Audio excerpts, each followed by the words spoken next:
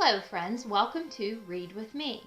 We are continuing our pumpkin book series with Pumpkin Hill. The author is Elizabeth Spurr. The author writes the wonderful words. It is illustrated by Whitney Martin. The illustrator creates the pretty pictures.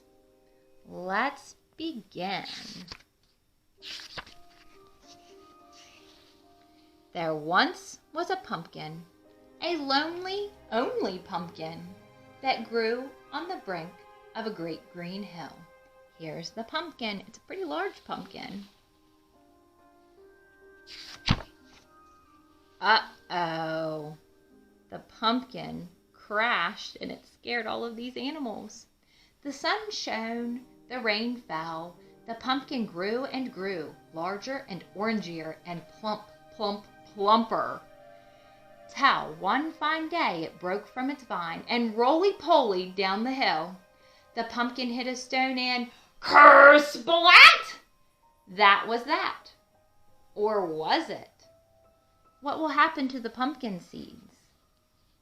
That's right, seeds sprout and grow. The pumpkin seeds lay in the soft, fertile earth, which soon wore a blanket of snow. In spring, the farmer came with his horse-drawn plow, scattering the seeds across the great green hill. But he and his wife could not agree. Barley or corn? Alfalfa or hay? So the hill was left unplanted, except for the pumpkin seeds. They're arguing they don't know what crop to plant.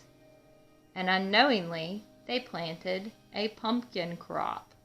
The rains came, the sun shone, the seeds grew into sprouts, the sprouts into vines, vines with leaves, leaves and flowers, flowers into roly-poly pumpkins.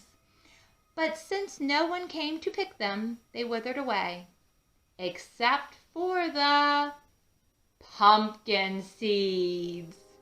And what will become of those pumpkin seeds? Pumpkin seeds become sprouts, and sprouts become plants, and plants have pumpkins. In the spring, the farmer plowed once more. Tomatoes, potatoes, turnips. His hill remained unplanted, except for the pumpkin seeds.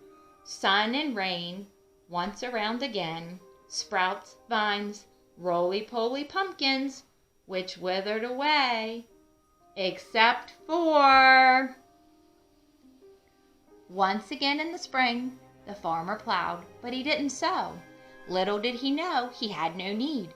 Beneath the soil, a crop was widely planted. Those hardy little pumpkin seeds. They grew in sun and rain, from small green lumpkins to round, fat plumpkins. He's getting more and more pumpkins in this field. I have a feeling there's going to be trouble. Because the farmer lived on the far side of the hill, he did not see that the land had turned a bright orange, with a mass of roly-poly pumpkins. There came a mighty wind, the whirly-swirly kind. It blew the vines into a tangle and sent the pumpkins rumble-tumble, hurtling down the great green hill. There go the pumpkins. I wonder where the pumpkins are going to land. Oh no! They went to the town. What are the townspeople going to think about this? I doubt they'll be happy. The valley town was awakened by a roar as loud as thunder, as thousands of pumpkins thumped and bumped down the slope. Behold, a golden avalanche. Everybody's running away from this pumpkin avalanche. Oh no, it's tangling up their streets. Traffic jammed, shops shut. What a delightful disaster. The pumpkins bonked pedestrians and ricocheted off walls. They rolled into the marketplace and tumbled all the vegetables into a giant tossed salad. How are they going to get rid of all of these pumpkins? Pumpkins rolled into canneries and stalled conveyor belts. Cried the workers, "This is more than our cannery can. They are full." One could not help but chuckle. to see uppity folk struggle with those most unruly roly-polies. Who could stay a grouchy grumpkin among all those jolly, bumping pumpkins? The people were actually laughing about all of these pumpkins in their streets. The mayor called a meeting. What shall we do with this preposterous predominance of pumpkins? Make jack-o'-lanterns, cried the children. Remember, it's almost Halloween. So the mayor decreed that each citizen must take home a pumpkin to carve. But when all had claimed their share, the plethora of pumpkins still lined the sides of the road. The children cried, "Make pumpkin pies!" I think the children have good ideas. Jack-o'-lanterns and pumpkin pies. All Hallows Eve at moonrise, the whole valley glowed with the grins of 6,000 jack-o'-lanterns. The night air wafted the scent, spicy and sweet, of 3,005 pumpkin pies. Children dressed as ghosts and goblins paraded on the green. Each held a candled pumpkin. What a blazing Halloween. So now they're having a big party. But who can eat 3,005 pumpkin pies? That's a lot of pies. The farmer apologized for causing such a mess. The frazzled mayor shouted, "No more pumpkins!" The farmer and his wife talked head to head. Then he announced to the crowd, "I'd like to set aside my great green hill for all these children.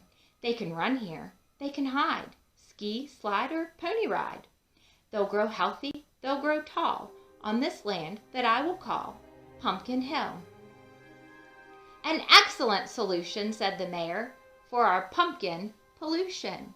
That is kind of the farmer to give the children a place to play, since he caused so much trouble. Then the mayor imposed a harsh punishment on anyone who scattered pumpkin seeds. The guilty one must gobble 15 pumpkin pies within a quarter of an hour. A quarter of an hour, that's 15 minutes. 15 pies in 15 minutes, that sounds like a terrible punishment. That would be 1 pie a minute.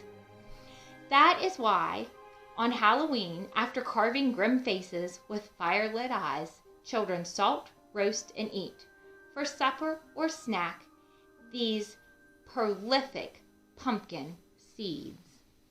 The children eat pumpkin seeds. Have you ever eaten pumpkin seeds? They are delicious. I hope you enjoyed this book. Please consider subscribing